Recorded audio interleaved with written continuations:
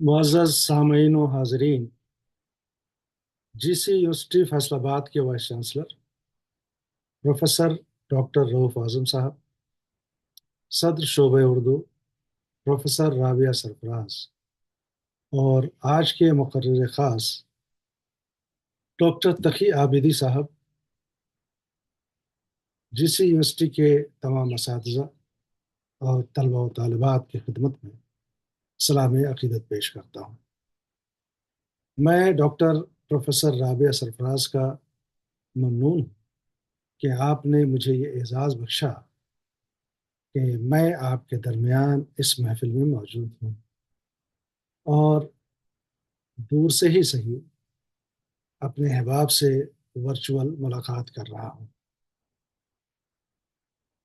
ناظرین، آج کا موضوع کوئی بہت گہرا فلسفیانہ موضوع نہیں، اور نہ ہی اس میں بہت ہی علمی و ادبی مباحث ہوں گے، لیکن یہ عام سا موضوع ضرور ہے، مگر ہمیں غور و فکر کی دعوت دیتا ہے، خاص طور آج کی دنیا میں گم ہوتے ہوئے انسان اور ختم ہوتی ہوئی انسانیت کو دیکھتے ہوئے۔ بلکہ ایک بات اور میں کہنا چاہتا ہوں، انسانی جو المیہ ہے ان میں ایک بڑا المیہ یہ ہے کہ آج کا دور اگر غور کریں تو یہ مشین اور انسان کے انضمام کا دور ہے۔ یعنی کہاں سے انسان ختم ہوتا ہے اور مشین شروع ہوتی ہے، اور کہاں سے مشین ختم ہوتی ہے اور انسان شروع ہوتا ہے، یہ بڑا ایک سوالیہ نشان ہمارے درمیان آ چکا ہے۔ تو اس اعتبار سے دیکھیں تو اس موضوع پر گفتگو اور اس موضوع پر بحث و مباحثہ اور غور و فکر یقیناً وقت کا اہم تقاضا ہے۔ اس لیے میں مبارکباد پیش کرتا ہوں کہ اس اہم موضوع پر آپ نے اس محفل کا انعقاد کیا ہے۔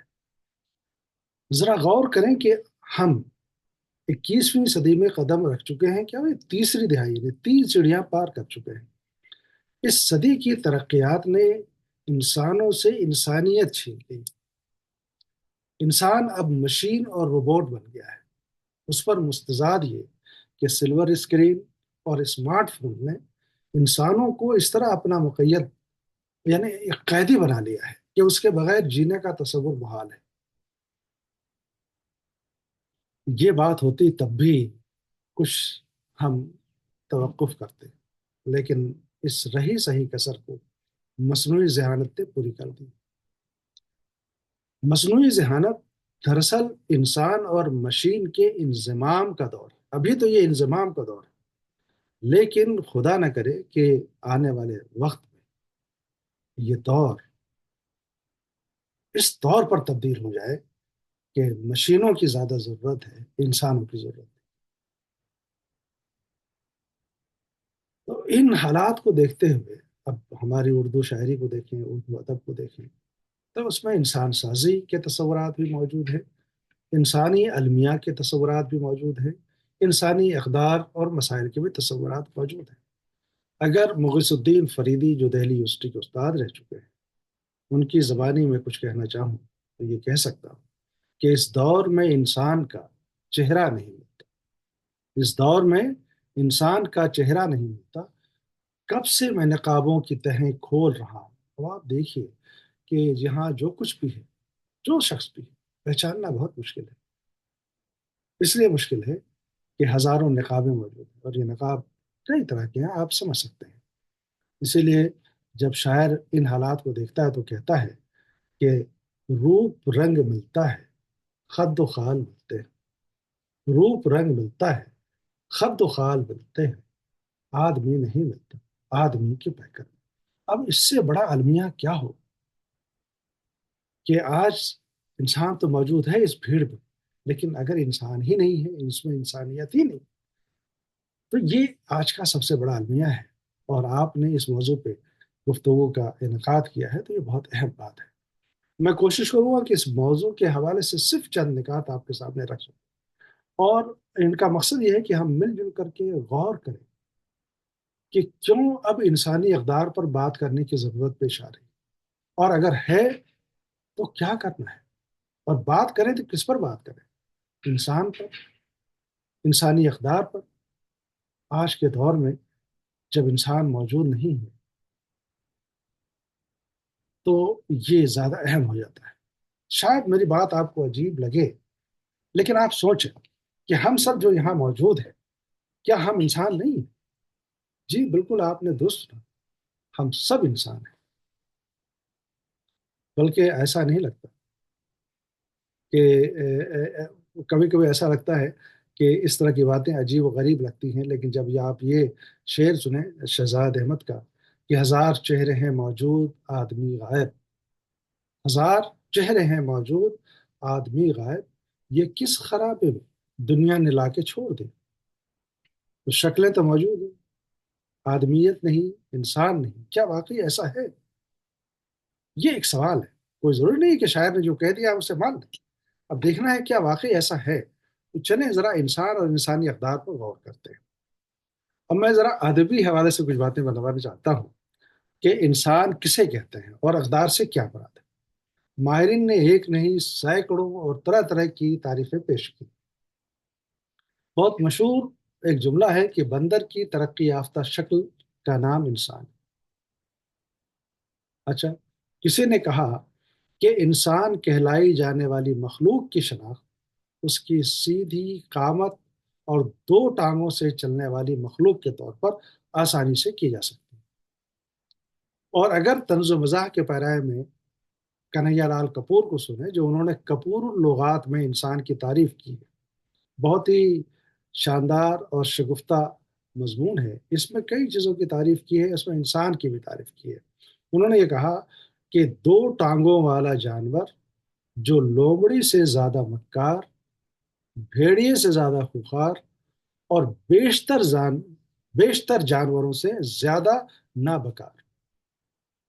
آپ نے بالکل صحیح سنا، یہ میرے جملے نہیں ہیں، یہ کنہیا لال کپور کہتے ہیں طنز و مزاح کے بارے میں، لیکن ایک ایک لفظ دراصل آج کے انسانوں پر یہ صادق آتا ہے۔